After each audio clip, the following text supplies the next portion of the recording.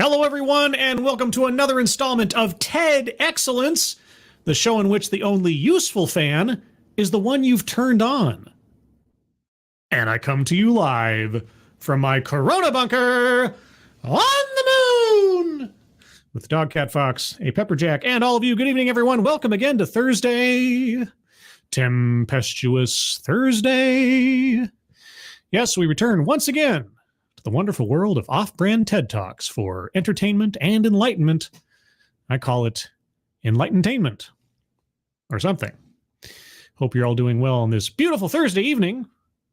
Before I get into tonight's subject matter, let's see who's joining me for this adventure into questions and answers and philosophy and all types of stuff. I'm sure it'll be.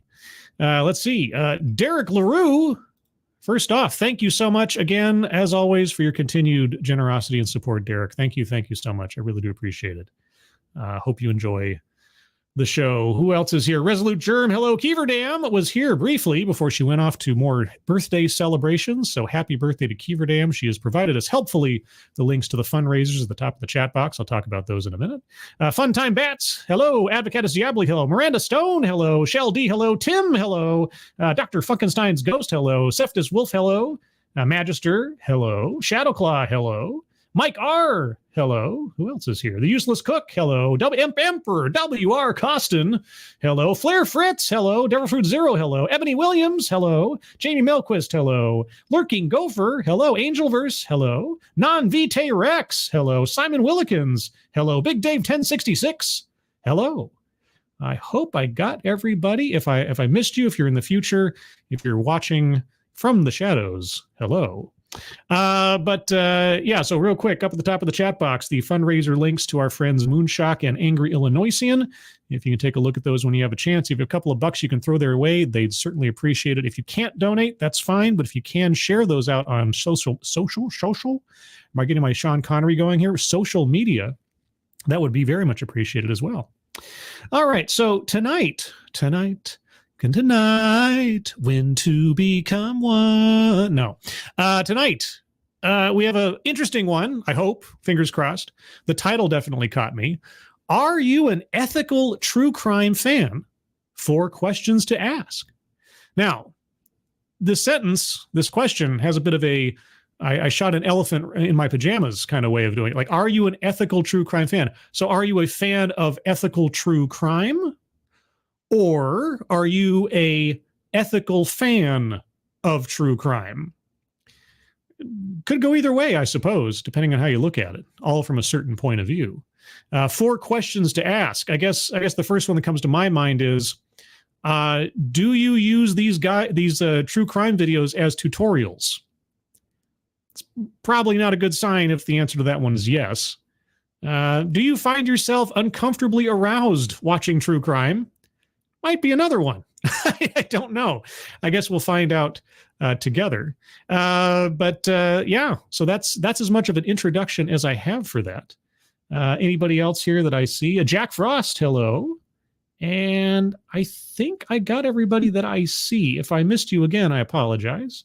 But let's get into it, shall we? Tonight's bingo card is bingo card A. A as in as Fonzie used to say, and that was the result of the Twitter poll I put out earlier this afternoon. If you'd like to participate in the poll to choose the weekly bingo card, be sure to follow me on Twitter, scribe_light. And also, I did a little pre-game chat with some of the peoples here in the chat now. On the Discord server. If you'd like to become a member of the Discord server, well, you'll just have to wait till the end of the stream to get the Discord link and the secret word that will get you access to the Discord.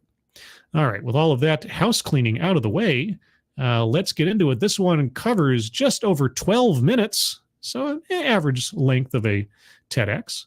I had to boost the audio and clean it up just a smidge. The original recording was a little quiet, so hopefully I did it justice. Let me know as we proceed. I'll start off with a few seconds for a sound test. You guys tell me if it's tolerable, and then we will begin.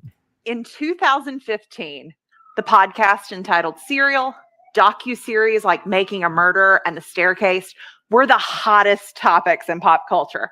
Okay, you guys get that all right? Let me know in the chat. That too loud? Is it loud enough? I can't make it any louder. Actually pumped it up pretty high for the sake of things. Florence, Alabama, and this is September of 2022. All right. I see and hear it, says Advocatus. All right. Sounds good. And there you go. All right. Well, I'll take Advocatus's word over everybody else's since no one else is saying anything. So, all right. So yeah, Serial, Making of a Murderer, and The Staircase. Yes. Very, very big stuff back in 2015. Was it really that long ago now? Oh boy. I was late to the Serial obsession. But when I dipped my toe in a few months after its initial release, I quickly dove headfirst into the exploding true crime world. The true crime world's been kind of up there for many years prior to 2015. But I suppose things like Serial and such really showed people there was a decent market for it, even though people had been doing true crime on YouTube for many years prior to that otherwise.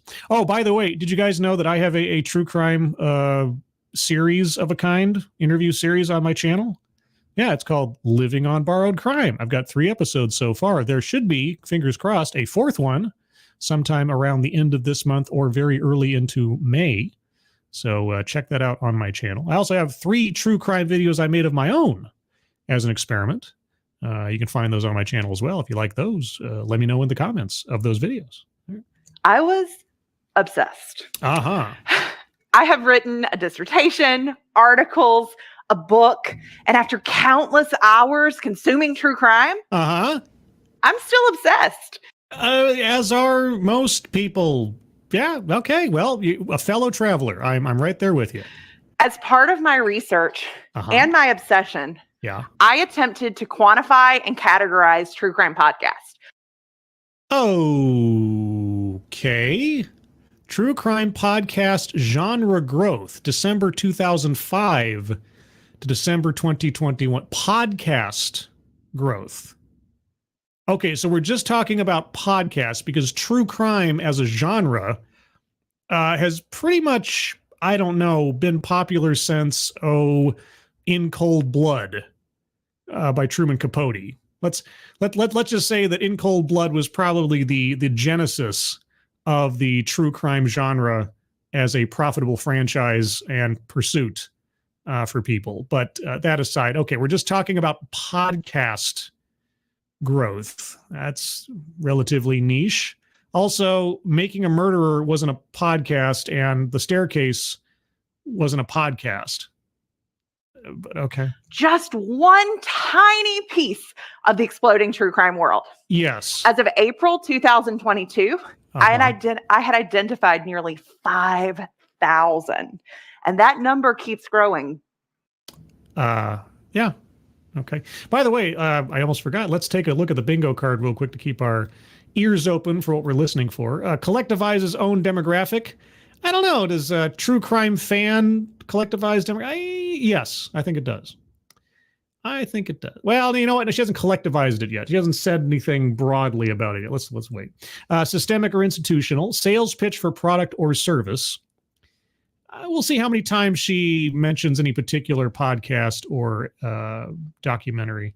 Childhood or family anecdote, diversity, equity, and or inclusion, plays victim, microaggressions or unconscious bias, privilege, contradicts own point or argument, patriarchy, weightless example, wage gap, feminism, marginalized or marginalization, a list, and that's to be a formal list, and this doesn't quite count as a list yet, but we'll see. She says, the title promises 4 questions, so we'll probably get there. White supremacy, word salad, self-vilification or wretchedness, argumentative non sequitur, attempt to coin new buzzword or buzz phrase, mind reading or assumes motives, benevolent condescension, anecdote that probably never happened, and leaves out vital context. So nothing on the board yet. Given the subject matter, I think a bingo or even more than one might be a struggle on this one, but we'll find out. Our obsession with true crime isn't new. While scholars generally credit Truman Capote's 1966 In Cold Blood as the birth of true crime media. Hey, I know things. Don't I? I know stuff, right? I know at least as much as that. Hey, good for me. I'm just full of useless trivia, aren't I? It's easy to find examples that predate Capote by decades. Yes. Consider the transatlantic terror inspired by Jack the Ripper and H.H. Holmes in the 1880s and 90s. Or just think about any of the tabloid headlines, news stories of the eras previous to all of this that were, crimes of the century. Right? There are multiple crimes of the century in the 19th and 20th century, centuries, I should say. So yeah, true crime or people's fascination with the morbid and the macabre, yes, has been going back forever. Or how Elizabeth Short's 1947 inspired lurid media frenzy. Wait, did they bleep out a bad word there for me? But this is happening quite a lot now on TEDx's, aren't they? I mean, she was murdered, or was there some other word she used? I can't tell. And the Black Dahlia lore. Yes. It could even be argued that public executions in the Middle Ages, the witch trials, even the Inquisition were early examples of true crime entertainment. Then, as now, spectators would watch, fascinated and horrified at the intersections of good and evil, justice and injustice played out before them in grim spectacles. Yes. Okay. That's the setup. Everybody, I think, understands that. All right. And more likely than not, there's a good portion of your audience that is already sold on the idea. When do we get to the twist? It seems there is something innate in us that is drawn to crimes or perceived crimes and their associated horrors. While I have always enjoyed both true crime and crime fiction, yes, my real obsession took off with the zeitgeist. I'm a multitasker, so podcast felt made for me. As I dove deeper down the serial rabbit hole, I began to expand my attention to other true crime narratives, and I noticed a new pattern emerging. Okay. I keep feeling like I'm waiting for the shoe to drop. Like, where's the moralizing, because this whole thing is about ethical. Are you an ethical true crime fan? So that's really the crux of my interest in this, is what from our speaker's perspective qualifies as an ethical fan, or how does one behave ethically if you're a fan of true crime? And yes, I am pausing regularly because, well, I have to.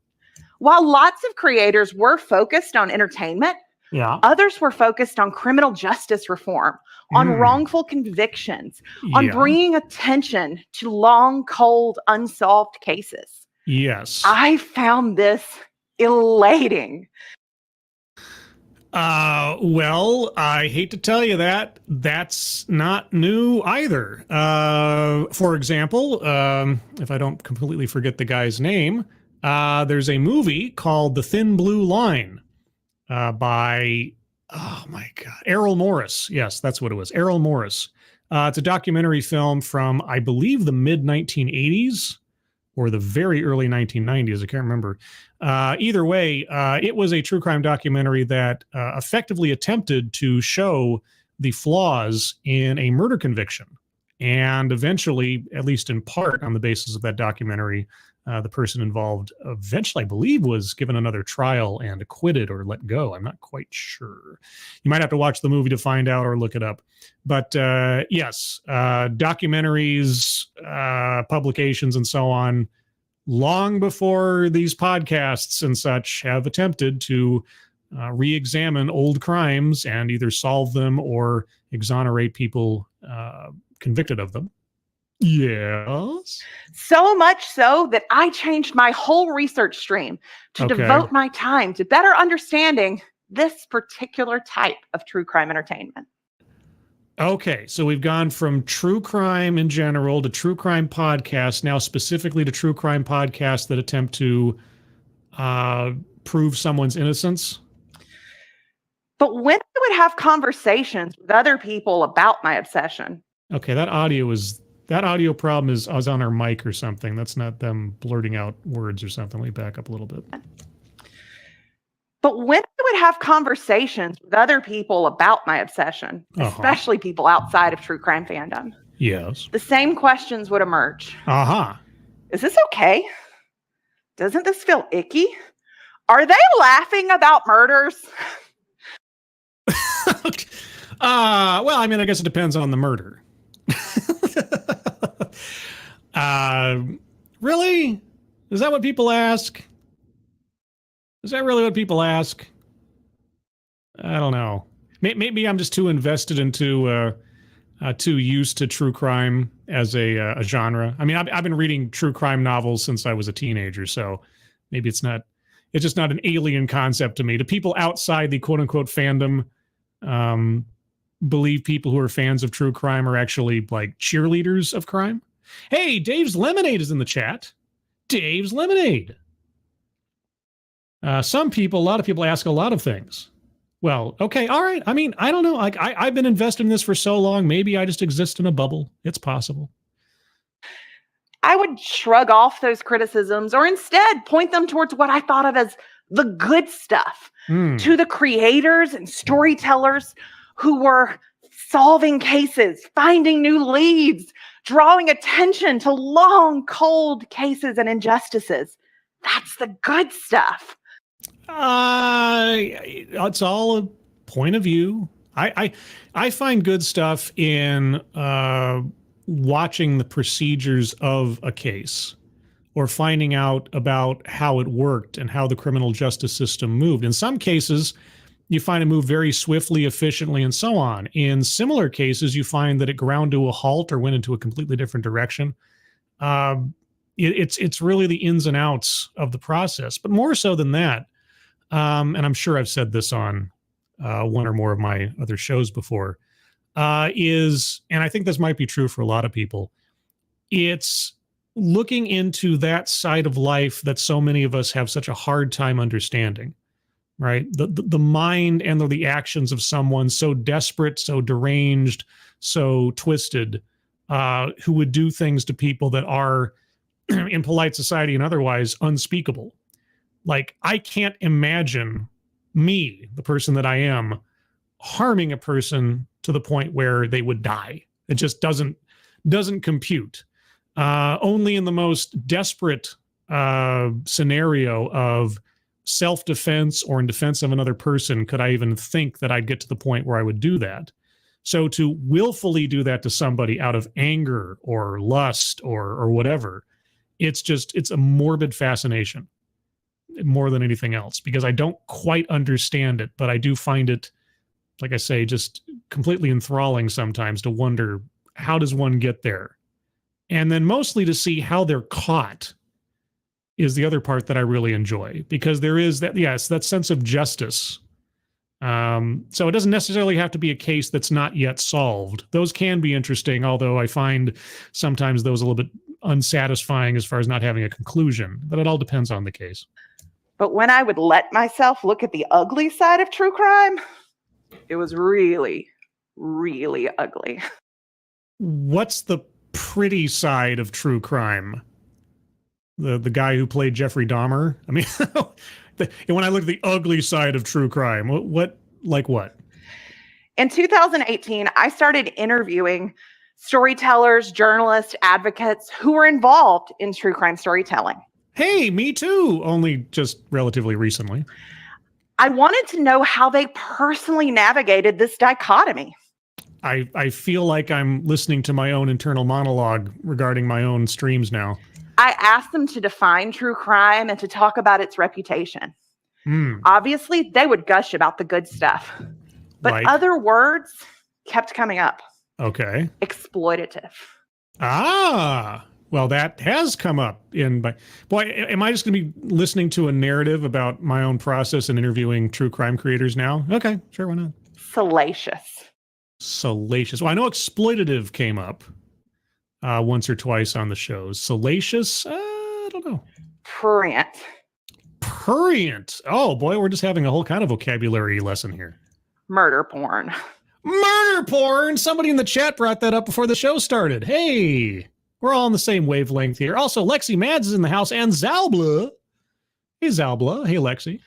And just like the famous quote about traditional pornography, all of my interviewees told me that while they couldn't define bad true crime, they all knew it when they saw it.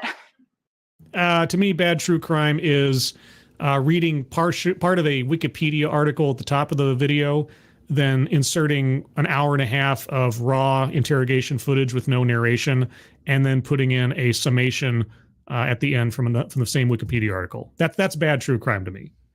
Some people enjoy it. I can't say I've hated every one of those, but as far as just like production value, yeah, it's pretty lazy.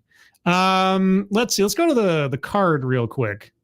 What was I going to circle? There was something I was going to circle. Oh yeah, a list. There might not be many in the way of bingos tonight, guys. It's not necessarily. I mean, if you have arguments for squares to be circled, hold on to them, because who knows? But right now I got a list and free space circled. So today, I am here to offer those of you who, like me, might be a little obsessed, 4 questions to ask yourself about the real world implications of your true crime consumption.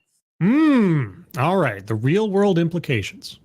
I've based these questions from talking to people involved in the storytelling, but also listening to people who have been affected by their tragic connections to these stories. Okay, well, yeah. Connected directly to a crime is different than observing, but okay. All right. It is my hope that by becoming more mindful consumers of true crime media, we can direct our attention, our resources, our dollars towards the people doing the good work. The good work. Okay, and the good work from your perspective are those that are making content that deals with solving unsolved crimes and or exonerating people wrongly convicted. I'm not saying that's not good work. Don't get me wrong. But okay. We have productive true crime and just sort of reportive true crime, journalistic true crime and productive true crime. Is that it? So, question number 1. Ask yourself. Yes. Why am I interested in this? Because I am one sick puppy. There's no right answer to this question. There's a lot of wrong answers to that question. I'm looking for some tips. I find it personally stimulating. Those might be wrong answers. Multiple studies have shown that true crime fans, particularly women, are drawn to the sense of community. Really? The sense of... Okay, I hadn't thought of it in those terms before. I guess... Well, I mean, I guess anybody is drawn to the sense of community of a particular interest or hobby or sort of niche genre. You know, you have something you can relate to with others with or share thoughts on. So, okay, I guess that could be true. So many of us have been ourselves survivors or know other survivors and victims of assault, harassment, even murder. Harassment? Assault, harassment, and murder. It's an odd combination, but okay. Hearing the stories of others can be healing. We can feel empowered to fight back and feel less alone. I suppose so. I mean, I can't speak from personal experience on that point, so possibly so. A lot of the women in my life who have experienced violence in one way, shape, or form, or tragedy of one kind or another, they quite commonly they find solace and relief in joking about their experiences. I know it's awfully gallows humor. It can be very dry humor, but it's often allowed them to take control of that trauma and not let it become an overwhelming part of their lives. So, but everybody has their different coping mechanisms. All right. On the other hand, sometimes interest in a true crime story is driven by horror or titillation or morbid curiosity. Yeah, usually. I think that's probably the most common motivator. While those feelings are natural and they're valid. If that's the only reason that you're interested in a story, yes, it might be time to find something new. Oh, no. That can be as valid a reason all by itself if it is. No, sorry. Nope. Sorry. Question number 2. Okay. How does this make me feel? Yeah, there are some wrong answers to that question. Okay, so question number 1. If my only motivation is morbid curiosity, find a new hobby. All right, well, if not that, then what are the legitimate motivations? Like if that was the singular motivation, I should find another hobby. Okay, so what would be a acceptable singular motivation then? You can't really say something like that without follow-up of what the correct action is. Are we going to get that later? True crime fans know that true crime is rarely a feel-good story. And yet, we still seek out that content. The only feel-good in it is if the person is caught, to me, and the bittersweet is when someone who is wrongly convicted or wrongly suspected is eventually exonerated. And if there is anything else to be had that's positive from it, it's oftentimes seeing either the heroism of people, either it's law enforcement or regular citizens, depending on the story and the circumstances, who put themselves up and put themselves at risk or apply their skills necessary to catch the person or persons involved, or to stop them from doing it again, and so on. So, like you said, our speaker said earlier, it is the compare and contrast between the worst people in the world going up against the people trying to stop the worst people in the world. But, okay. For some people, the excitement and the motivation are in learning about a new topic. For others, there's what media psychologists call a eudaimonic motivation. Okay. That is, we are interested for reasons beyond pleasure or hedonic motivations. Uh-huh. For example, in my own listening, I've known myself to finish a victim's story not because it was well told or even necessarily interesting to me, but because I felt like I owed attention to this person's tragedy, especially in the case of victims who are less likely to receive coverage in mainstream press. Well, okay. You sound very proud of yourself. Yeah, that's one thing that I have appreciated about a lot of true crime channels. One in particular, I'll just plug here real quick. Coffee House Crime. Coffee House Crime has covered a whole bunch of cases that I'd never heard of before, because oftentimes they're coming from countries other than my own, and especially countries whose media doesn't necessarily leak out into the mainstream as often as crimes that take place in America or, say, Britain and so on. So, yeah, there's a whole bunch of very obscure cases that are bizarre and or interesting in a morbid fascination way. Yeah, but that has been the hallmark of a lot of the content creators on YouTube and otherwise, is that seeking out those cases you've never heard of before and trying to bring something new or trying to elevate that story to prominence. So yes, there's some pleasure, I suppose, or motivation in learning about something I didn't know had happened. Sure. Like Black men or Indigenous girls. Whoa, wait, what? Huh? Wait, what? Back up. I completely lost context of what we were talking about. Are less likely to receive coverage in mainstream press, like Black men or Indigenous girls. Okay. Well, as far as the Indigenous girls part, the Highway of Tears in Alaska and everything, I mean, there's been a lot of coverage of that stuff, more so in the last couple of years, 10 years really, than perhaps before. Black men? I don't know if you've watched the news lately, but okay.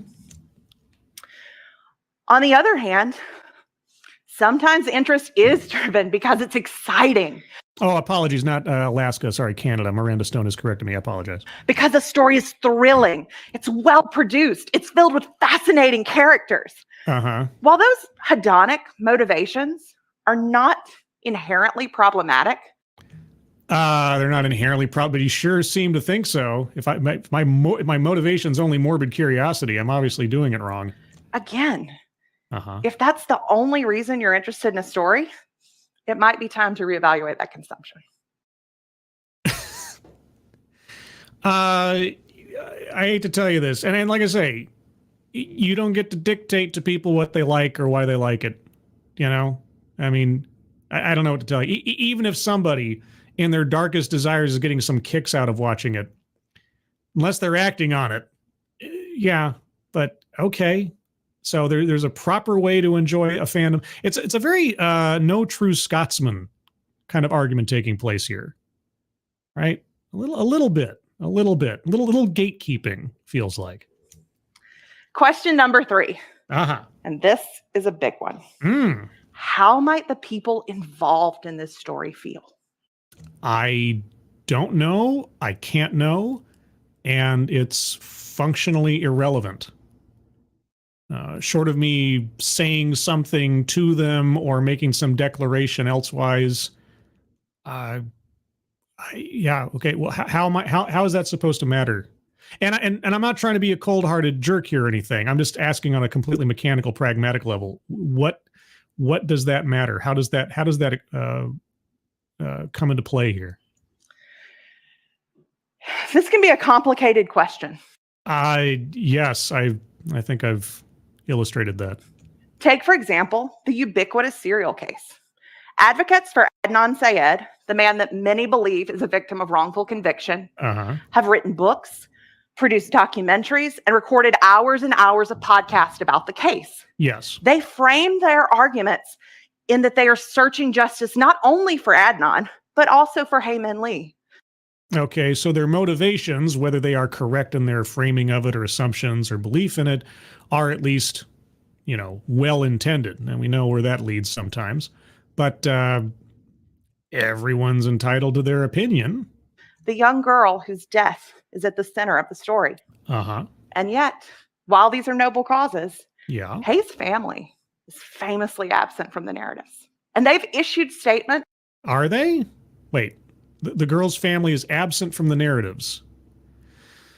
Well, okay. Now, I don't know chapter and verse about the case. I did listen to Serial back in 2015, now that I feel so old about it.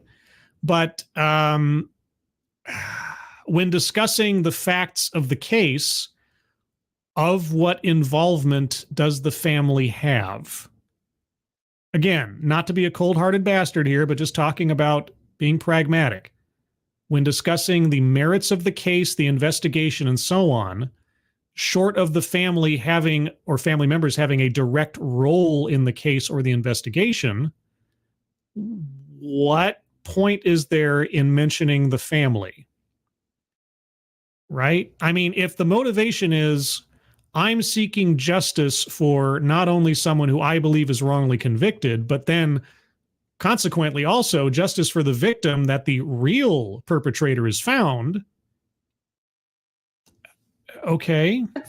Saying that there are deep wounds that this remediation of her story opens.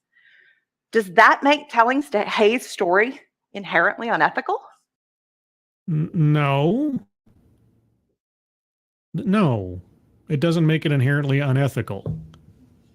Not necessarily. No, it's not. Okay. True crime storytelling, much like traditional journalism, delves into painful subjects. Yes, because they're called crimes. Sometimes that means private citizens' public lives, or private citizens' lives become public information. Yes, that is the unfortunate byproduct of becoming a victim of a crime and or being the family of a victim of crime. Yeah, it is the way of things. Sometimes that means wounds are reopened. Yeah. So okay. What does that have to do with the generic true crime fan? Criminologist Elizabeth Yardley has written extensively about the ethics of crime storytelling. Uh-huh. She urges true crime fans to remember, in the words of a Reddit post made by Heyman Lee's brother, to us, it's real life. Lee has criticized serial producers for leaving his family out of these narratives. Again, what use is there? Now I'll let me back up slightly. It has been the case more often lately than I think necessarily was common in the past that true crime content creators, and I'll specifically mention Dave's Lemonade because he's done this almost since the beginning, has taken significant time to discuss whatever information is available about the victim or victims and profile them. Usually, if I remember correctly, and I'm happy to be corrected, but oftentimes as having the last word. And this isn't just Dave's Lemonade. Several other creators that I've watched in recent times have fervently given time and large chunks of their productions to talking about the victim or victims, giving details about them, what their family members have to say about them and their friends and loved ones. So yes, there is a style of telling a story where giving due time to memorialize and remember the victims has become more commonplace. It's not always there. And sometimes there's not a lot of information available to present. I know this from my own true crime attempts. My second video in my trilogy, the second death, excuse me, part of without giving too much away, part of the story was the lack of information available on the victim. That became kind of the crux of why I did that video. But in telling that story, I did the best that I could to try to profile what the lady went through and tried to sort of give as much of a profile and as much information as I had available to me in my research. So yes, there are some creators who do take time to profile the victims. Is it necessary?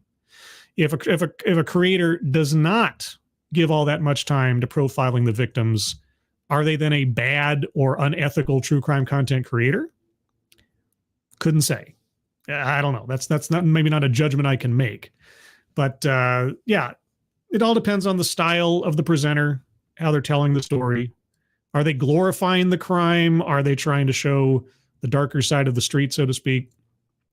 But again, I have to ask, unless the family members are involved directly in either the investigation or the facts of the case and so on, I'm not sure why you would draw a line as to who is acting appropriately or not on the basis of involving the family. In that Reddit post, he goes on to say, to you, it's another murder mystery, a crime drama, an episode of CSI. Well, that's an assumption on his part. And not to take anything away from his grief, but he doesn't know everybody else's mind. And that's his opinion, and I can appreciate it. And I can't even imagine what it's like to have to be in that position. But, you know. You weren't there to see your mom crying every night. Shame on you. I hope that what happens to us never happens to you, and you have to have your story blasted to 5 million listeners. Well, unfortunately, if there is a belief, justified or otherwise, that someone has been wrongly convicted of a crime, is their freedom and the tragedy they're experiencing not also something that needs to be discussed? Now, I have no idea the truth behind the Adnan Syed case. I don't know, just like most people don't. But, you know, everyone has the right to advocate for their own side of the story, even if it ends up being wrong or ridiculous or disproven outright. And again, it's unfortunate, but what about Adnan's family? Does his family not have anything to say in it?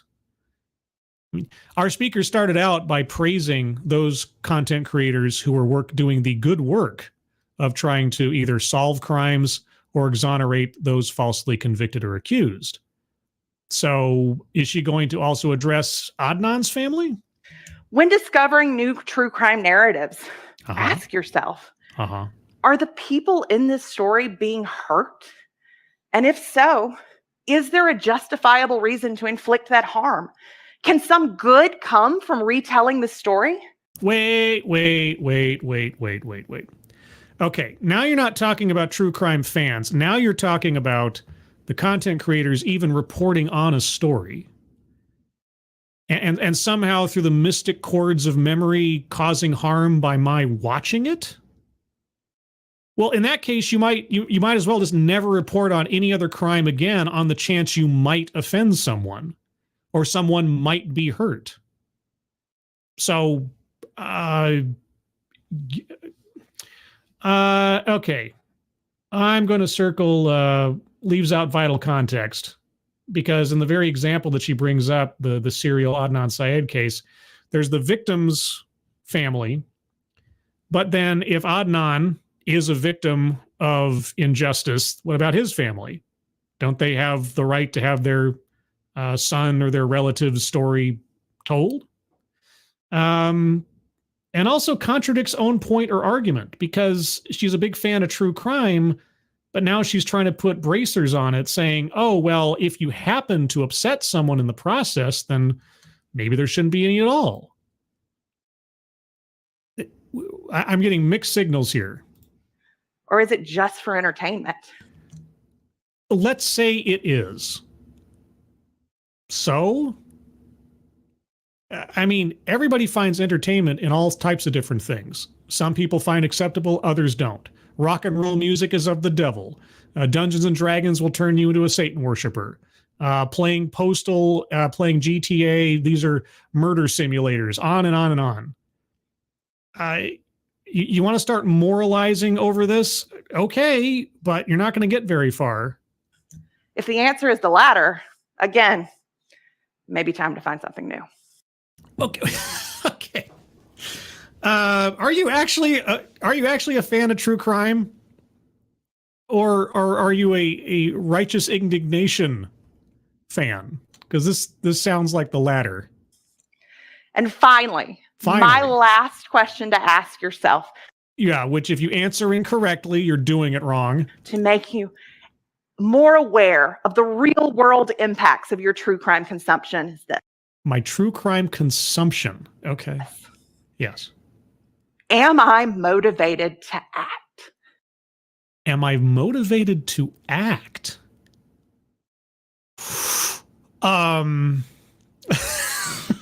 Again, am I watching these things as tutorials, or what do you mean? In my experience, my favorites, the things I consider the really good stuff. Yeah, the really good stuff, the stuff you consider to be the good stuff from your perspective. They leave things like In the Dark and Truth and Justice and the inimitable Undisclosed podcast. Okay, again, those sound cutouts that's the recording, and I don't know that I've heard any of these. I don't actually look at many podcasts. It's mostly YouTube channels or occasional documentaries and things. So the ones that I'm aware of, there's like Sword and Scale, or Scale and Sword, and there's one called Cold, which did a epic multi-part extensive investigation of the Josh Powell, Susan Powell case, that case is so frustrating to listen to. If you guys don't know about the Josh Powell, Susan Powell case, oh man, it's so frustrating and so icky as to what was going on there. But the Cold podcast, I mean, you want to talk about one of the most in-depth retellings of everything that happened in that case? That's a really good one. They leave listeners with a mission. Okay. To donate, to contact a member of Congress, to work within our own communities for healing. Sure. Okay. I mean, I have, except in one instance where I forgot to, when I do the the Living on Borrowed Crime show, I try to include the link to the Victims of Violent Crime donation page. Sure. Okay. For ourselves and for others. Sure. Okay. On the other hand, most of the true crime that I find really questionable leaves me feeling helpless or afraid. Well, that sounds like a you problem. It focuses too much on the horrors or the injustices and not enough on healing or solutions. Are there solutions to murder? There's a world of difference between a creator who plays a 911 call to horrify his audience with anguish screams and the one who plays a call in hopes that someone will hear a clue. Maybe a passing truck or rushing water that helps find where a missing victim disappeared. Wait. How do you know the mind or motivation of the creator in playing the 911 call then? And especially as it pertains to the story, is it a 911 call for a case that's already been solved? Or a 911 call for a case that, I assume it hasn't been solved because you're only talking... I'm very confused. So you're talking about true crime content creators, but you're only talking about podcasts, but then you're only talking about podcasts that deal with unsolved crimes. But then anybody who's not dealing with unsolved crimes and trying to solve an unsolved crime or exonerate somebody believed to be wrongly convicted is now doing it wrong. So, boy, oh boy, I've done everything wrong in my true crime videos. Man, oh man, I was just relaying the facts of the story as I knew them. Didn't glorify them, didn't jazz them up in any particular way. I was just kind of laying it out there. I didn't have some grand mission in order to try to change minds or save the world or something. Except I guess in maybe something within my second video, again, coming back to the second death, that's what it's called, where I was trying to point out sort of a function of what took place in that story. I don't know. If you watch the video and you get to the very end, I kind of sum up everything as to what motivated me to do the video in the first place. But either way, like, do I have to have some crusade embedded in my work for it to be legitimate true crime? I mean, there are creators out there that do that, and I'm not dissing them at all. Everybody's entitled to their own style. But now we've got this is some no true Scotsman stuff going on here. The ethical creators will draw these lines around their motivations. They will remind their listeners that looking through court transcripts could be helpful, but harassing victims, family members, or suspects online is not. What? Whoa, wait a sec. Who are you talking about? I'm not saying that there aren't people out there that haven't tried to be like gonzo journalism and done some really stupid things, but is that a common thing? And I got sirens going off in the background. I don't know if you guys can hear that either. It's the function of living next to a fire department and a highway patrol office. Okay, I got to listen to that again. I'm going to back up a little bit. I got to listen to that one more time. But before I get there, thank you so much, Poker Pierce. Ayo, hope as well, Scribe and chat. Ayo, Poker, hope you are well as well. Well as well. Yes, thank you so much for your generosity. Appreciate it. Hope you're doing good. Nice to see you. Been a while. Okay, let's try that bit one more time. Let me back up just a smidge just to make sure I didn't miss nothing. I'll hear that one more time. Missing truck or rushing water that helps find where a missing victim disappeared.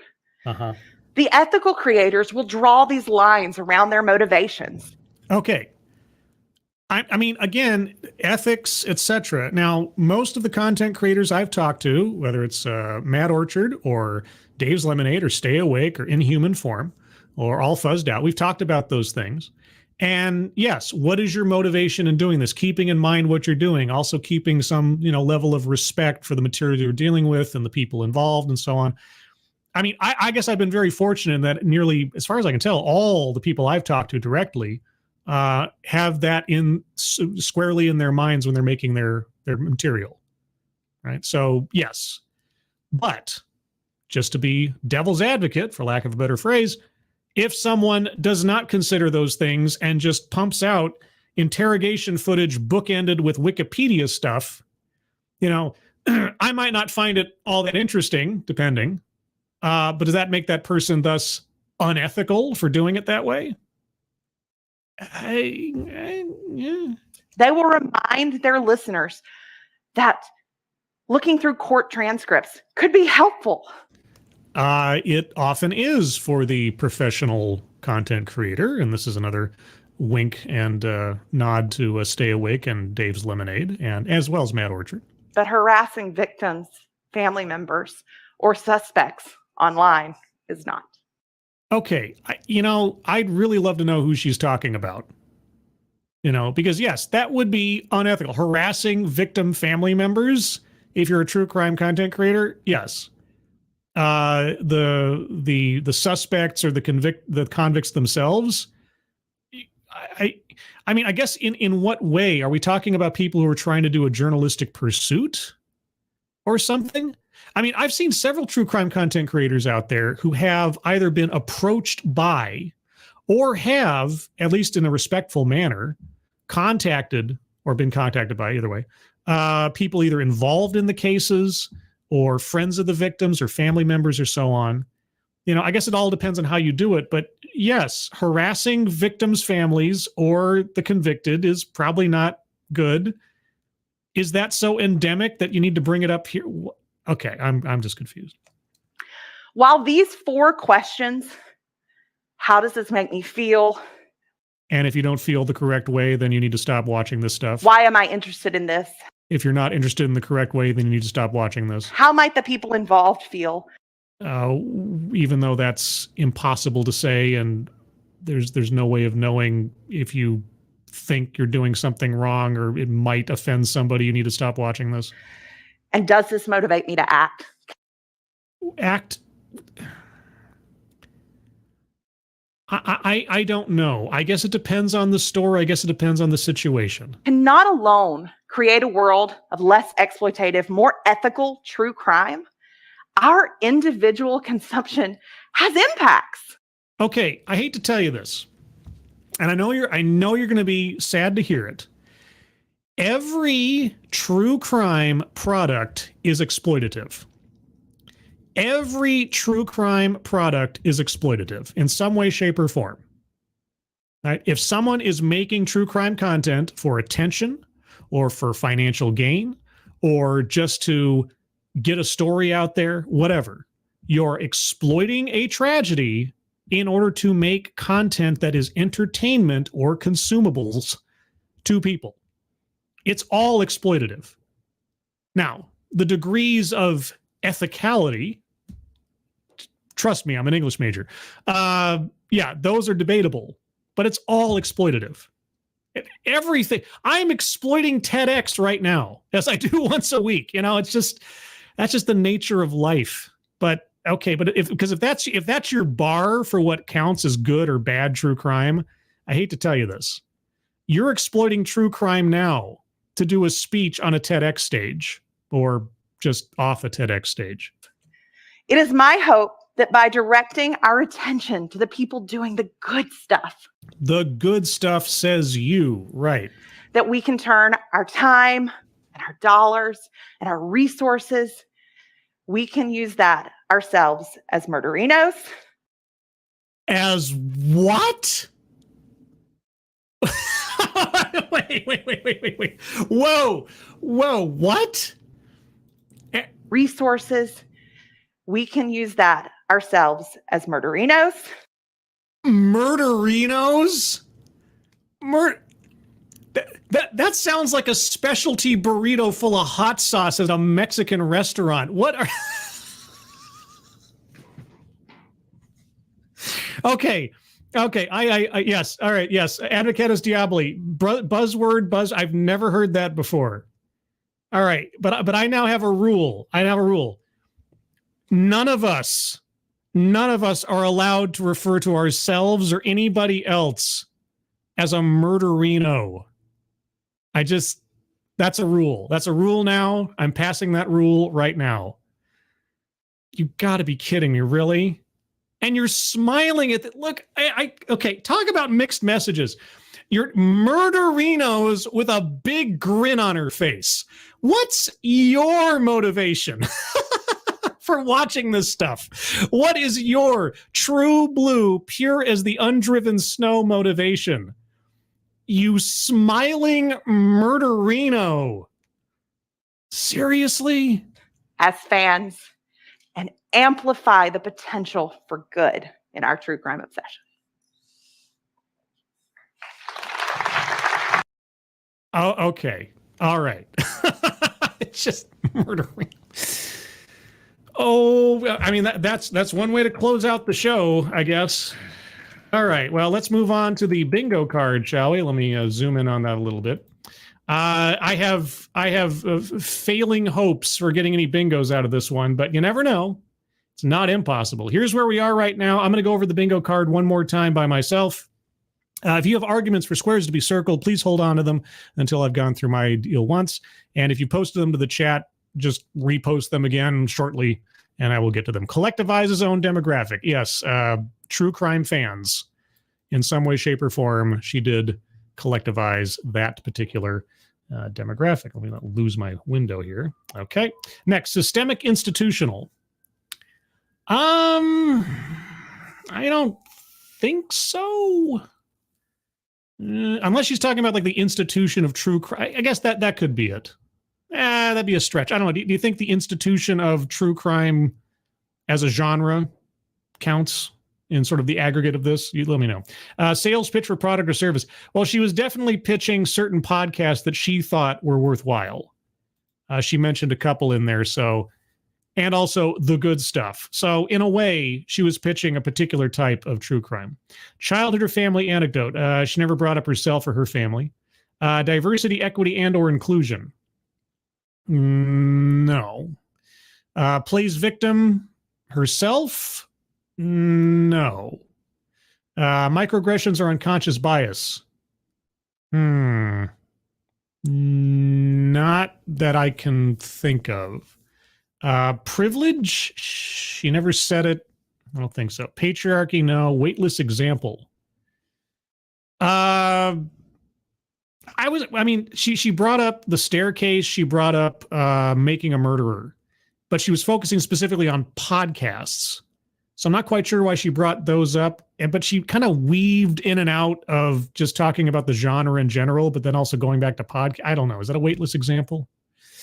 I don't know. Wage gap? No. Feminism? No. Marginalization? Yes. With certain demographics, she said didn't get much press coverage. So that counts. White supremacy. I mean, you could say it was implied with the demographics, black men and indigenous women that don't get much coverage, but she didn't really dwell that much on race so much that I can say that was part of the presentation. Word salad. I mean, I understood everything she was saying. Obviously, I didn't necessarily agree with it all. And we've already covered murderino as the buzzword buzz phrase. Self-vilification or wretchedness? No. Only she knows the correct way in which to consume true crime content. Everybody else is just, off base. Argumentative non sequitur. Argumentative non sequitur. I'm not sure. I mean, what was her argument? Her argument was that there are good ways and bad ways to consume true crime content. There are positive aspects to it, negative aspects of it. And if you're dealing with the negative aspects, you are not welcome here. You should find a new argument of non sequitur. Not sure. I might need some help with that one. Mind reading or assumes motives? Yes. If you think this way, you're a bad person or you shouldn't be here. That kind of thing. Yeah. Benevolent condescension. Oh yeah. Yeah, if you think this way, maybe not. It's kind of covers both bases there a little bit. Just a little bit. Anecdote that probably never happened. The only anecdote she ever really gave was at the beginning where she said people who don't participate in the genre ask her all these questions, etc. Are you laughing at murder or something?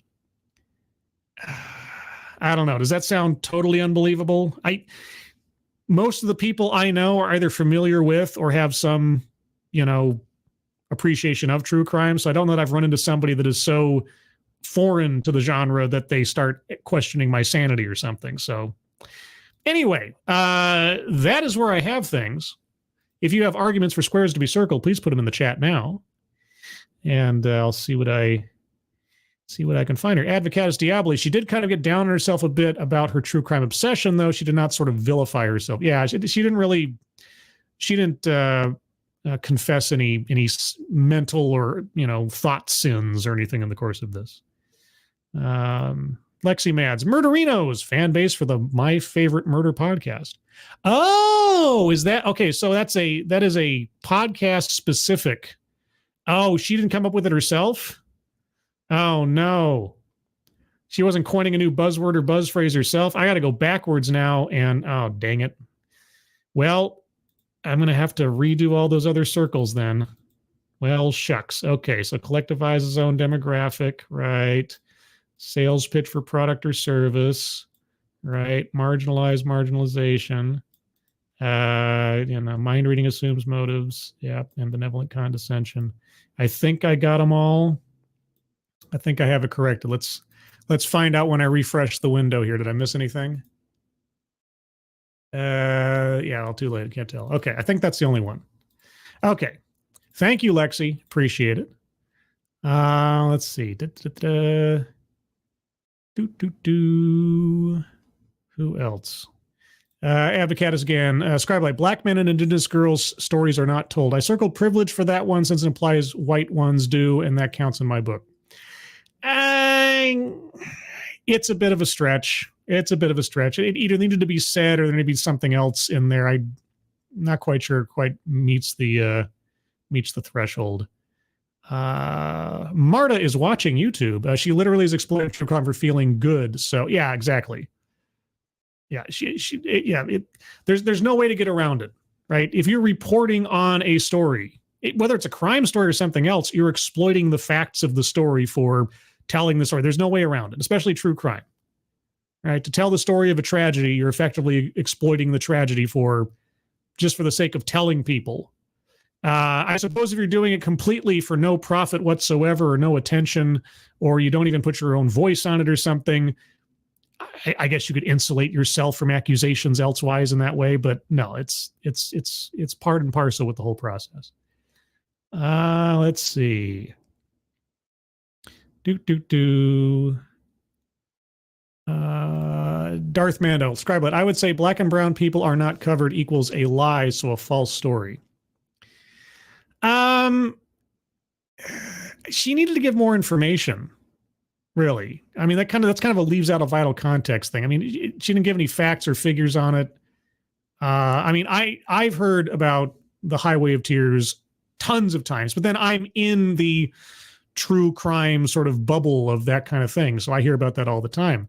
I've seen countless stories on people of all stripes, races and otherwise. So are they underreported by she's talking about the mainstream media, I suppose, if that's what she meant. I'm assuming that's what she meant, but she's talking, this is part of the problem with the presentation. I couldn't tell where she was dividing her attention between true crime as a genre or if she's talking about the mainstream. Was she talking about the mainstream? In that sense, that's probably true. It's not necessarily a lie. So I can't remember for sure, and I can't say for sure. So that's not necessarily an anecdote that never happened. Let's see. Any other arguments for squares to be circled? I know it's a fairly sparse talk. It was very focused. Darth Mano, just watch that chapter. He covers everyone. He covers quite a few things. I recommend Dave's Lemonade, Mad Orchard. That chapter is very good. Coffee House Crime is very good. Who else? Red Tree Crime. Mostly interrogation footage, but does a lot of other good stuff in there too. A lot of documentarian stuff. Who else is good? Disturbin does some. His voice is perfect for the entire deal. and the Beyond Evil podcast, or just Beyond Evil might be the channel name. Also, Explore With Us does very good work, and Stranger Stories. Off the top of my head, those are the ones that I watch. Those are the channels I watch most often, or at least come up in my recommendations most often. Also, This Is Monsters. Let's see. Advocatus again. I mean, other than her gatekeeping, this one was not wholly insane like a lot of these. Yeah, it was. I take exception with some of her assessments of what is or is not an appropriate motivation to watch true crime, obviously. But yeah, I mean, as compared to last week's TEDx, no, this was relatively tame and obviously very sparse of conflict or controversy. That's why I haven't even gotten a bingo yet. And I didn't even hit the WTF button. So Zalbla says, if I can bring it up here, come on, you can do it. Misery Machine. I've heard of that one. I've heard of that channel before, or that show somewhere in the depths of my memory. So, but yeah, I think I'm going to call it here, guys. Yeah, I mean, I was curious to know what her arguments were in regards to ethical true crime fan, what constitutes that. Obviously, I don't necessarily agree with her on that, but hey, you know, them's the breaks. Murderinos, I got to tell you, hadn't heard that one before. But given her rhetoric prior to that moment, and then she starts grinning at being a murderino, kind of weakens a lot of the argumentation there. It seems like she's enjoying it quite a bit. I don't know, a little hedonistic, maybe. I don't know. Either way, I think that's going to be the show tonight, guys. But before I start wrapping up, you know, I have a Discord server. I know, it's a crazy thing, but it's true. And so let me give you out on the chat here. I generate a 1-day link. This link will expire in 1 day. Putting it in the chat now. So there you go. It is the Discord server. If you click on that link, you'll find yourself on a Discord channel called Say Hello. But instead of hello, what you have to say if you want to join the Discord is to say the secret word. And the secret word for today's episode is, let's say, ethical. Yes, the secret word is ethical. And speaking of ethical, beyond ethical, Miranda Stone, thank you so much. As always, thanks for the stream scribe. Thank you, Miranda, so much for your support. Also, Miranda's one of the moderators here in the channel and also on the Discord server, so be sure to thank Miranda for her attention, excuse me, and her work and her generosity. Thank you so much. Also, a programming note, as I mentioned earlier in the show, the end of this month or the beginning of May, I have scheduled loosely, once everything works out, because certain people are working on projects right now, sometime in the next couple of weeks, there will be a 4th episode of Living on Borrowed Crime, and scheduled to appear, as of right now, Matt Orchard and Dave's Lemonade. We'll be discussing some very specific topics. I've interviewed both of them before on a couple of occasions, and we've talked about some very sort of high-level and philosophical subjects. I have some very pointed subjects and questions to ask them this time around, since I'm more familiar with their work and their thinking. So looking forward to that. As soon as I have a date on that and a time scheduled, I will let you guys know, both on Twitter and on the Discord. So if you want to find out about that stuff, follow me on Twitter, scribe_light, and be sure to join the Discord. You find the link there in the chat. Beyond that, everybody, thank you so much for joining me. Let me know what you thought about this TEDx in the comments below or on the Discord. What did you think about the speaker's argument or argumentation? Or my own. I'm happy to take criticism, positive or negative. Likewise, be sure to hit that like button or that dislike button if you so choose in the below there. But again, everyone, thank you so much for joining me. Moderators, thank you for keeping an eye on things, even though everyone here is so well behaved. You guys have very little to do. Everybody who donated either to myself or to the fundraisers pinned to the top of the chat box, thank you guys so much for your generosity. It is very much appreciated. Everyone, hope you have a good rest of the evening. Hope you have a good rest of the week. Hope you have a fun weekend ahead of you. I hope you are all safe and well. If you are not well, please get well soon, and I'll see you on the next one. Take care. Bye-bye.